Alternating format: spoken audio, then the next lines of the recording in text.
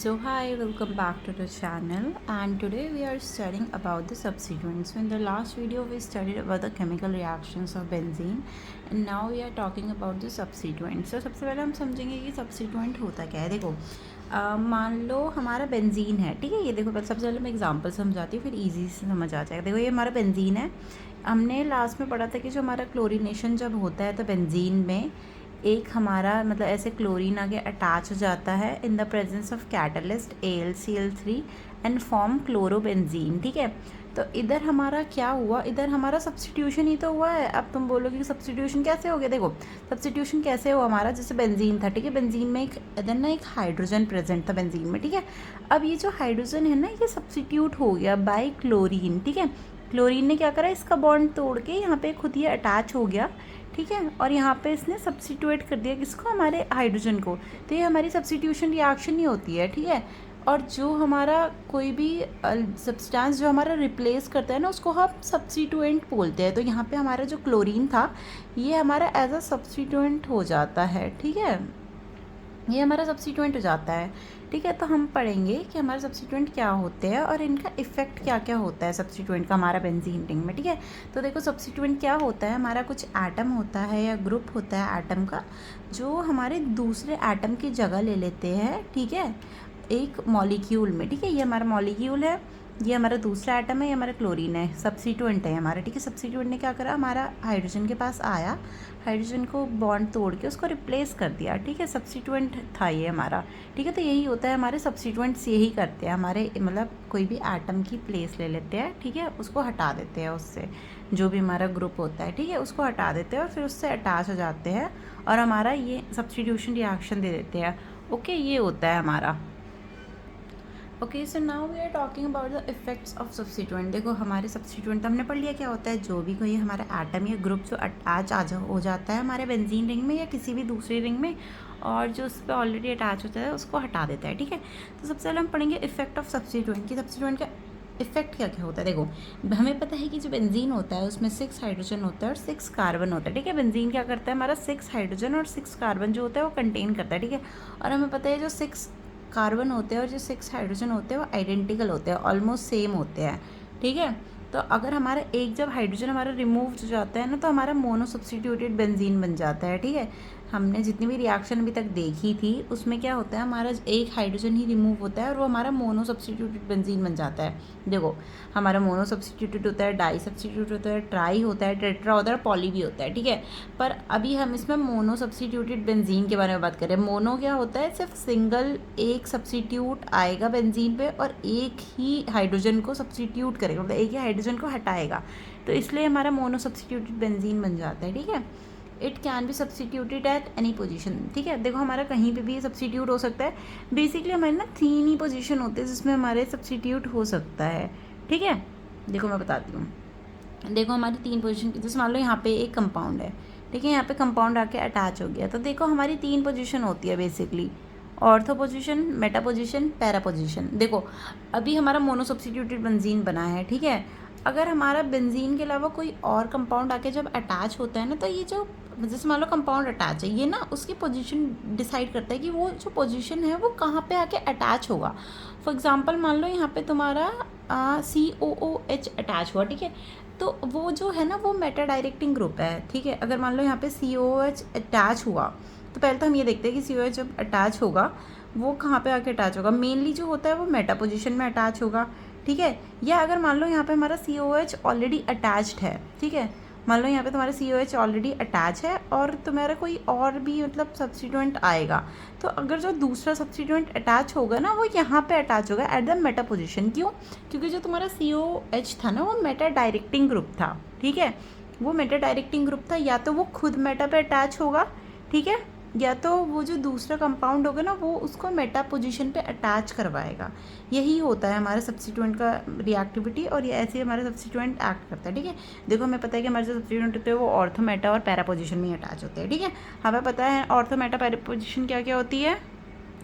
देखो ये आपने सेकंड सेमेस्टर में भी पढ़ा होगा कि ऑर्थो, मेटा, पैरा पोजीशन क्या होती है, और 12th में भी और 11th में भी पढ़ा होगा केमिस्ट्री में। देखो पर मैं दोबारा बता देती हूँ। देखो ऑर्थो पोजीशन क्या होता है, हमारा जब भी कोई अटैच कंपाउंड होता है, जब भी हमारा जो मोनो सब्स्टिट्यूएंट बेंजीन होता है, ठीक है, उससे हम काउंट करते हैं, उससे इधर वाली पोजीशन ऑर्थ हो जाती है, उससे इधर वाली पोजीशन मेटा हो जाती है और उससे इधर वाली पोजीशन पैरा हो जाती है। मान लो ये हमारा कंपाउंड है, ठीक है, ये हमारा कंपाउंड है, ये हमारा कंपाउंड है, ठीक है।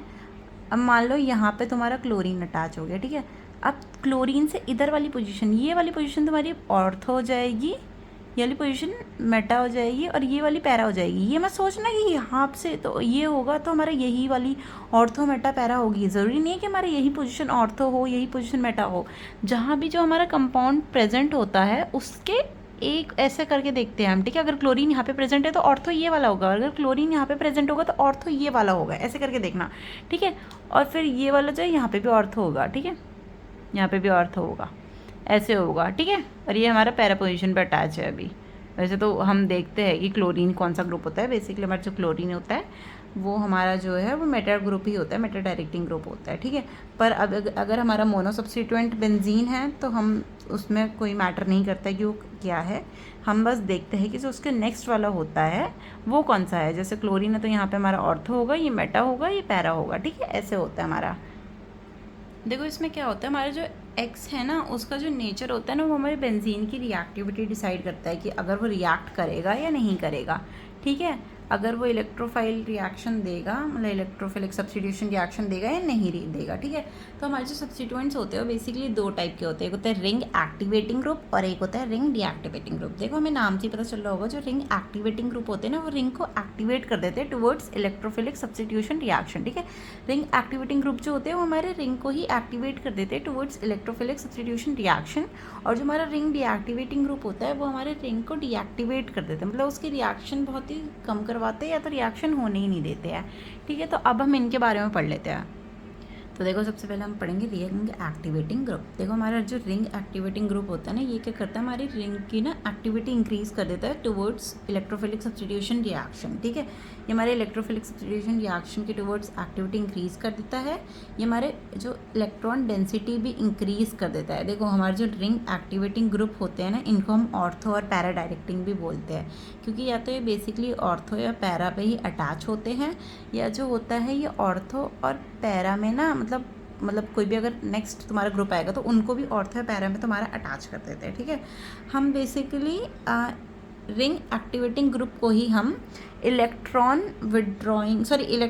डोनेटिंग ग्रुप भी बोलते हैं, ठीक है। क्या बोलते हैं, हमारा इलेक्ट्रॉन डोनेटिंग ग्रुप, ठीक है। हमारा जो रिंग एक्टिवेटिंग ग्रुप होता है उसको हम इलेक्ट्रॉन डोनेटिंग ग्रुप भी बोलते हैं, क्योंकि ये क्या करते हैं, ये हमारा जो बेंजीन रिंग में होता है ना उसमें इलेक्ट्रॉन डोनेट कर देते हैं। मान लो ये तुम्हारा है, ठीक है। तो अब मान लो तुम्हारा कोई ग्रुप है, जैसे मान लो NH2, मान लो ये तुम्हारी बेंजीन रिंग है, ये आके इस पर अटैच हो गया, ठीक है। ये मान लो ये अटैच हो गया आके, ठीक है। जब भी तुम्हारा आके अटैच होता है तो ये क्या करते हैं ना, अपने जो इलेक्ट्रॉन होता है ना वो तुम्हारी बेंजीन रिंग को दे देता है, ठीक है। तो ये इलेक्ट्रॉन डोनेट कर देता है टुवर्ड्स द बेंजीन रिंग और टू द बेंजीन रिंग, तो इससे हमारी इलेक्ट्रॉन डेंसिटी भी इंक्रीज हो जाती है। अब देखो अगर तुम्हारे पास 10 रुपये है और कोई तुम्हें आके 5 रुपये और एक्स्ट्रा दे दे तो तुम्हारी ऑब्वियसली तुम 15 रुपये हो जाएंगे, ठीक है। इसका मतलब ये है तुम्हारी जो डेंसिटी है वो इंक्रीज़ हो गई, तुम पे पैसे बढ़े हैं, तो इसलिए हमारा जो बेंजीन है उस पर हमारी इलेक्ट्रॉन डेंसिटी बढ़ जाती है, ठीक है। NH2 जब इससे हमारे इलेक्ट्रॉन दे देता है, ठीक है। और ये बेसिकली ऑर्थो या पैरा डायरेक्टिंग होता है, either it is will attach to the ortho position or to the para position, और basically the next atom when it is attached it is basically so the next atom when it will be attached it basically directs them to the ortho और para position, okay. यही होता है हमारा, समझे। तो देखो ये हमारे 3 टाइप का होता है, बेसिकली स्ट्रांगली एक्टिवेटिंग होता है, मॉडरेटली एक्टिविटी होता है और हमारा वीकली एक्टिवेटिंग होता है। देखो स्ट्रांगली में क्या होता है, NH2 आता है, जो NH2 होता है बहुत हाई ग्रुप होता है, ये हमारा बहुत ज़्यादा स्ट्रांगली इलेक्ट्रॉन डोनेट कर देते हैं, ठीक है। OH भी हमारा स्ट्रांगली इलेक्ट्रॉन डोनेट कर देते हैं। देखो OR क्या होता है, OR नहीं होता, OR जो होता है O में मतलब ऑक्सीजन हो गया, R से मतलब कोई मिथाइल ग्रुप हो गया, जैसे CH3 हमारा अटैच हो गया, ठीक है। OCH3 हमें पता है ना, ऐसे भी हमारे अटैच होते हैं, जैसे यहाँ पे देखो हमारे OCH3 पे अटैच होते हैं, OCH2H5, R मतलब कोई भी कार्बन की चेन है इधर, ठीक है। वीकली एक्टिवेटिंग में हमारे CH3 और C6H5। देखो अब हम पढ़ेंगे इसका इफेक्ट पर। देखो हम तुम्हारे सिलेबस में इफेक्ट ऑन रिएक्टिविटी है और इफेक्ट ऑन ओरिएंटेशन है, तो हमें वो भी पढ़ना पड़ेगा, ओके। सो देखो हम पढ़ रहे हैं इफेक्ट ऑन रिएक्टिविटी। तो देखो अगर हमें पता है कि जो हमारा इलेक्ट्रॉन डोनेटिंग ग्रुप होता है या हमारा ऑर्थो पैरा डायरेक्टिंग ग्रुप होता है या हमारे रिंग एक्टिवेटिंग ग्रुप होते हैं, वो हमारे इलेक्ट्रॉन डेंसिटी बढ़ा देते हैं। तो इसका मतलब ये है जब इलेक्ट्रॉन डेंसिटी बढ़ रही है तो हमारा वो ऑब्वियसली इलेक्ट्रॉन डोनेट कर रहा होगा और उसकी वजह से हमारी रिएक्टिविटी भी बढ़ रही होगी। तो इसमें हमारी रिएक्टिविटी बढ़ जाती है, ठीक है। The group have tendency to donate the electron, that's why the density of benzene increases. हमारी बेंजीन की डेंसिटी भी बढ़ जाती है और उसकी रिएक्टिविटी भी बढ़ जाती है। Okay, so when the electron density is increased it become more reactive towards the electrophilic substitution reaction। जब हमारी इलेक्ट्रॉन डेंसिटी बढ़ जाती है तो हमारे ये मतलब जो इलेक्ट्रोफिलिक सब्स्टिट्यूशन रिएक्शन होता है उसके तरफ भी बढ़ जाता है। ओके, अब पढ़ेंगे नेक्स्ट इफेक्ट ऑन ओरिएंटेशन। देखो ओरिएंटेशन क्या होता है, बेसिकली कैसे अटैच होता है, ठीक है। देखो व्हेन द नेक्स्ट एटम और group is attach so the ring activating group direct it towards the ortho या पैरा पोजीशन। देखो हमारा जो नेक्स्ट एटम या ग्रुप जो अटैच होगा ये हमारा उसको ना ऑर्थो पोजीशन की तरफ उधर कर देगी, ठीक है, कि ऑर्थो पोजीशन की तरफ अटैच होगा। देखो हमारे कैसे होता है, हमारे बेसिकली हमने सबसे एग्जांपल लिया है OH का एग्जांपल लिया। देखो हमें पता है कि जो ऑक्सीजन होता है उसमें लोन पेयर होते हैं, ठीक है। तो हमारा देखो इसमें क्या होता है, ये हमारा एक बॉन्ड है, ठीक है। अगर जब इस पर लोन पेयर है तो ये बॉन्ड को अट्रैक्ट करता है, चार्ज को अट्रैक्ट करता है, तो ये जाके यहाँ पे हमारा डबल बॉन्ड बन जाता है जिसमें यहाँ पे प्लस चार्ज आ जाएगा और यहाँ पे नेगेटिव चार्ज आ जाता है। तो यहाँ पे जो होता है ये नेगेटिव चार्ज आ जाता है, ठीक है। और हमें पता है जब भी कोई मतलब यहाँ पे कोई भी हमारा सब्स्टिट्यूएंट अटैच होता है तो उसकी ये वाली पोजीशन क्या होती है, ऑर्थो पोजीशन, ठीक है। तो हमारा जो भी होगा नेक्स्ट वाला वो ऑर्थो पोजीशन में आके अटैच हो जाएगा, ठीक है। अब जो ये वाला है जब तुम्हारा ये आगे बढ़ेगा, यहाँ पे बढ़ेगा, ठीक है, तो यहाँ पे ये बॉन्ड बना लेगा, ठीक है। और ये जो ये वाला तुम्हारा मतलब बॉन्ड है ये यहाँ पे पहुँच जाएगा, ठीक है। यहाँ पे क्या हो जाएगा, ये देखो मैं दोबारा समझाती थी, ये बहुत ईजी होता है, ठीक है। ये देखो ईजी कैसे होता है, सबसे पहले तो देखो इसके हमारे 5 मतलब ऐसे बनते हैं। फर्स्ट और लास्ट बहुत ईजी होता है, फर्स्ट और लास्ट कम्प्लीटली सेम होते हैं, ठीक है। बस बॉन्ड जो होते हैं वो इधर से इधर और इधर से इधर ऐसे शिफ्ट हो जाते हैं, ठीक है। तो देखो हमारा जो ये OH होता है, देखो फर्स्ट और फिफ्थ तो मैंने बता दिया कि बहुत इजी होता है, बस बॉन्ड ही शिफ्ट करना रहता है इधर से उधर।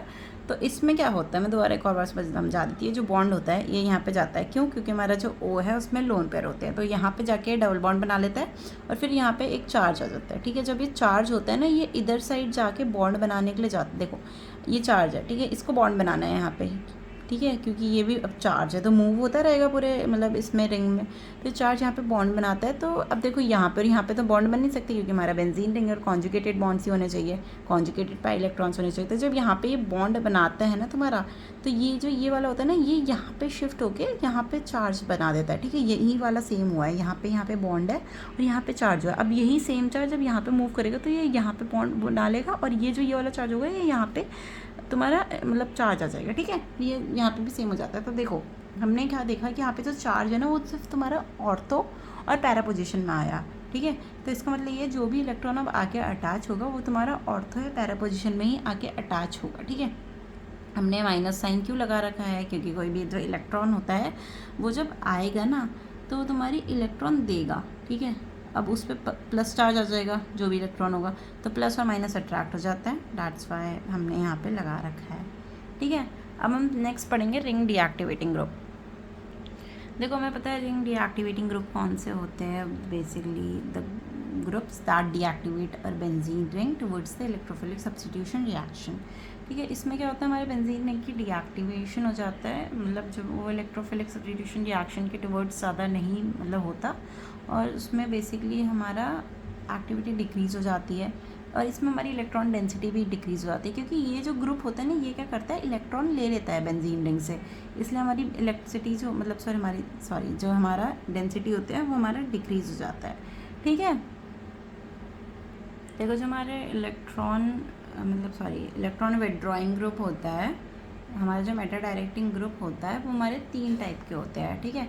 एक होता है स्ट्रांगली एक्टिवेटिंग, एक होता है मॉडरेटली एक्टिवेटिंग और एक होता है वीकली एक्टिवेटिंग। जो हमारे स्ट्रांगली में आता है वो NO2CN आ जाता है, साइनाइड आ जाता है। जो हमारा मॉडरेटिंग में होता है COOH आ जाता है। जो हमारे वीकली में होता है वो हैलोजेंस आ जाता है, halogens like Cl, Br, F, ठीक है। हमारा पढ़ेंगे इसका इफेक्ट ऑन रिएक्टिविटी। देखो हमारे इसके रिएक्टिविटी में क्या इफेक्ट आता है, ठीक है। देखो ये जो ग्रुप होते हैं हमारे इलेक्ट्रॉन डेंसिटी डिक्रीज़ कर देते हैं। क्यों? क्योंकि हमारे जो इलेक्ट्रॉन होते हैं विड्रॉ हो जाता है बेंजीन से। अगर तुमसे मान लो तुम पे कोई 10 रुपये है, तुमसे कोई 5 रुपये मांग ले तो तुम पे 5 रुपये बचेंगे, तो इसका मतलब ये तुम पे कम पैसा बचेगा। ठीक है। तो इसमें भी सेम होता है। इसमें हमारे इलेक्ट्रॉन जो होता है वो ले लेते हैं बेंजीन रिंग से, तो इसलिए हमारे बेंजीन की जो डेंसिटी होती है वो कम हो जाती है। ठीक है। और इसकी वजह से जो अनस्टेबिलिटी हो जाती है ना, जो बेंजीन होता है वो हमारे इलेक्ट्रोफिलिक रिएक्शन भी नहीं देता है। अब हम पढ़ेंगे इफेक्ट ऑन ओरिएंटेशन। देखो हमारे ओरिएंटेशन में क्या होता है, ये हमारे जो होते हैं वो मेटा डायरेक्टिंग ग्रुप होते हैं। ठीक है। तो हमारे मैकेनिज्म क्या क्या होता है, देखो हमारा COOH हमें पता है, ये हमारा जो होता है वो मॉडरेटली एक्टिवेटिंग ग्रुप होता है। ठीक है। हमारे सेम वही होता है दोबारा, जो हमारा C होता है, यहाँ पे हमारे O के बॉन्ड होते हैं। ठीक है। तो हमारे यहाँ पे सिंगल बॉन्ड होता है ना, ये डबल बॉन्ड में कन्वर्ट हो जाता है। क्या हुआ, ये वाला जो चार्ज होता है यहाँ पे चलता है, अब यहाँ पे दोबारा पॉजिटिव चार्ज हो जाता है। ठीक है। अब बिकॉज इसका पॉजिटिव चार्ज है तो यहाँ पे कुछ भी अटैच नहीं होगा। देखो तुम ये देख रहे होंगे कि ये मतलब ऑर्थो पोजीशन में पॉजिटिव चार्ज है। ऑर्थो पोजीशन में अगर पॉजिटिव चार्ज है तो यहाँ पे कुछ भी अटैच नहीं होगा। ठीक है। फिर हमारे ये जो पॉजिटिव चार्ज है इसको दोबारा बॉन्ड बनाना था यहाँ पे, तो ये इसको यहाँ पे बॉन्ड बनाना था, तो सेम ये हमारे लास्ट वाले की तरह हुआ है। फिर इसमें यहाँ पे चार्ज आ गया, अब ये दोबारा पैरा पोजीशन में आ गया। तो हमारा जब पैरा पोजीशन में आएगा और ऑर्थो पोजीशन में आएगा तो इसमें अटैच नहीं हो पाएगा, तो दूसरा जो कंपाउंड आएगा उसको अनफॉर्चुनेटली मेटा पोजीशन में आके अटैच होना पड़ेगा। ठीक है। देखो लास्ट में सेम बन जाता है, ये थोड़ा सा मेस्ड अप हो गया, यहाँ पे C बीच में होगा। ठीक है। देखो यही है हमारे आज का लेक्चर, हमने पढ़ लिया effect of substituents. And next हमारा सिर्फ एक छोटा सा टॉपिक बचा है और नेक्स्ट वीडियो में कंप्लीट कर देंगे। ठीक है। Thank you for watching.